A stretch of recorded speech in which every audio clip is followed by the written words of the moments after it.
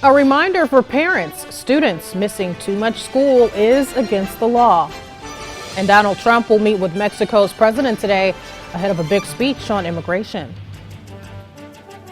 WHBF is local for you. This is Local 4 News this morning.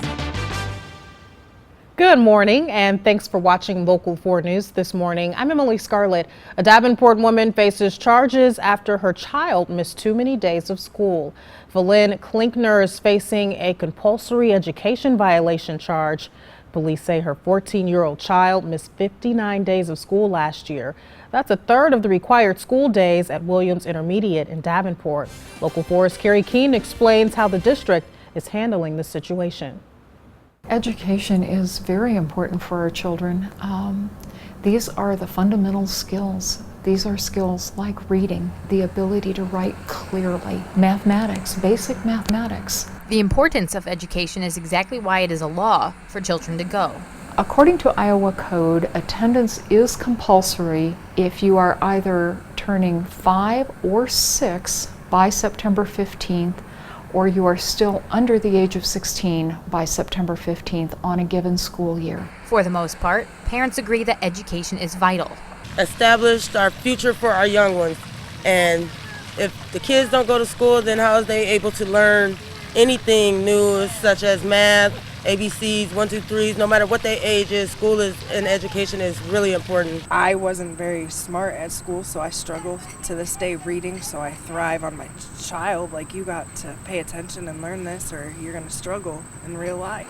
The school district has policies in place to approach truancy. Again, it's a letter, it's phone calls, it's an attempt to set a meeting, phone conversations, not a voicemail left on a phone. But says overall they don't have an issue as long as the lines of communication are kept open. And we just want that partnership with our parents, and we want there to be clear lines of communication, and we want to be able to help parents if they're in a difficult situation.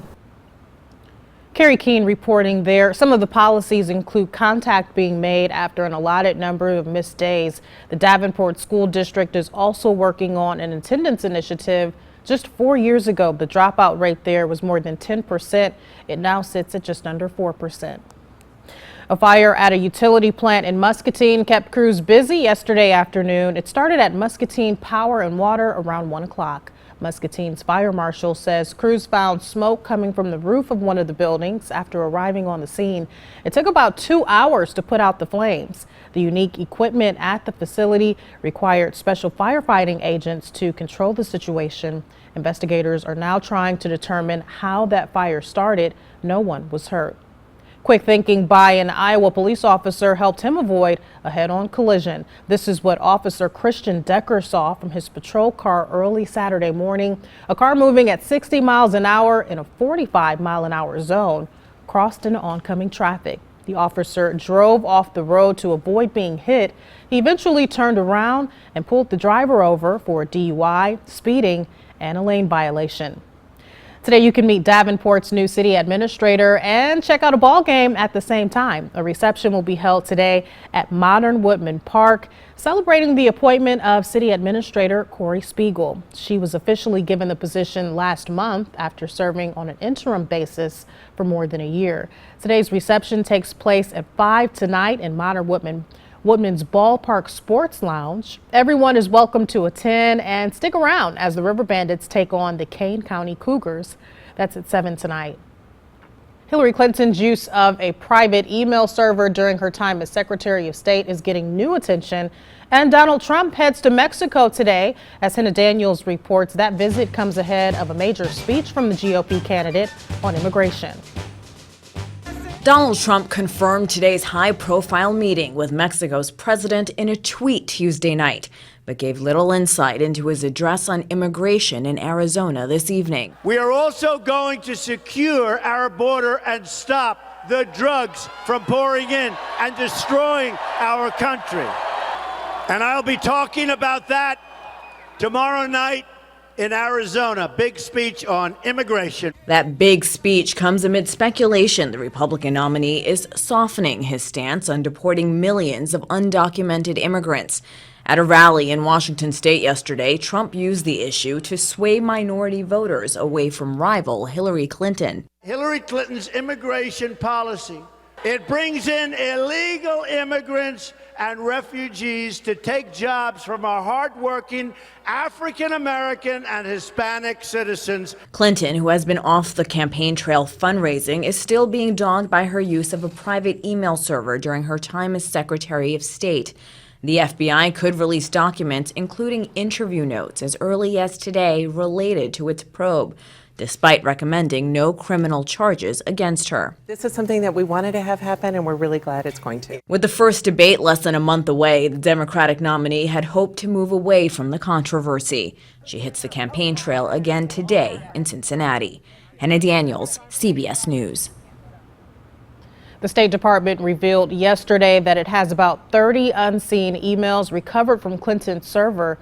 Those emails related to the 2012 Benghazi attacks could be released next month. Also this morning, several of the country's most prominent lawmakers are breathing a sigh of relief this morning. Republican Senators Marco Rubio and John McCain sailed to victory in their state's primaries last night. Florida Representative Debbie Wasserman Schultz also fended off a challenge in her state and will appear on a general ballot in November. Today, people living in Hawaii are keeping their eyes on two separate hurricanes heading their way. A hurricane watch is in effect for the state's main island. The swirling storm seen here right on the left of your screen is Hurricane Madeline, currently a Category 4. Forecasters expect the center of Madeline to pass dangerously close to the Big Island later today. Right behind it is Hurricane Lester, a Category 3 hurricane. Its center is not expected to make landfall, but will likely bring winds and heavy rains. In the south, the tropical depression is kicking up rough surf along the North Carolina coast.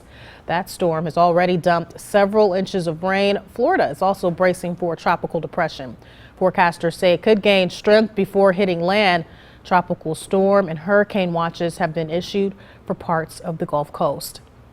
And checking in with meteorologist Anthony Peoples, who can maybe explain some of that a bit further for us. So there are basically different phases of these storms, right? Yeah, we get that area of disturbed weather, and it becomes a low pressure system that strengthens into a tropical depression. And then when the winds hit 39 miles per hour sustained winds, that's when it becomes a named storm. And then at 74, it becomes a hurricane. All right, makes sense, Anthony. And of course, in our area locally, we've been seeing some heavy rain over the last couple of days, but you said some of these systems might actually be beneficial to us. Yeah, because whenever you get a strong storm system, a tropical storm system down along the Gulf Coast, this is going to bring 5 to 10 inches of rain to parts of Georgia, Florida, and South Carolina. Yet it slows down the weather systems usually that are moving through the upper Midwest. Sometimes those systems bring heavy rain into the Midwest, but this will not be the case this time. And that's the last thing that we need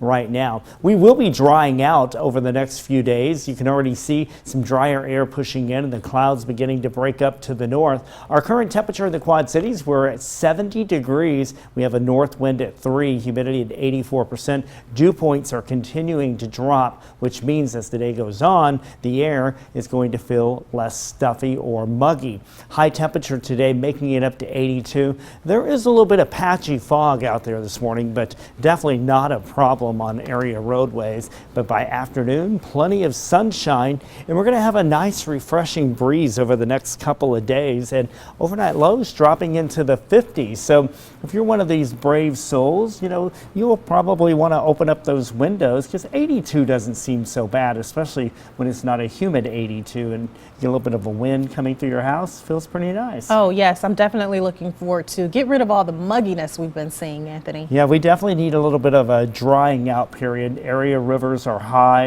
especially some of them along the Mississippi and some of the other local rivers and streams. So we need a little bit of a drying out period. All right, sounds like that's just what's on the way. Thanks for that, Anthony. The Moline Public Library is celebrating 10 years at their current location, and you can celebrate with them. Our live guest has the details after the break. Stay with us. You're watching Local 4 News this morning. The time is 6:10. WHBF is local for you with Emily Scarlett and meteorologist Anthony Peoples.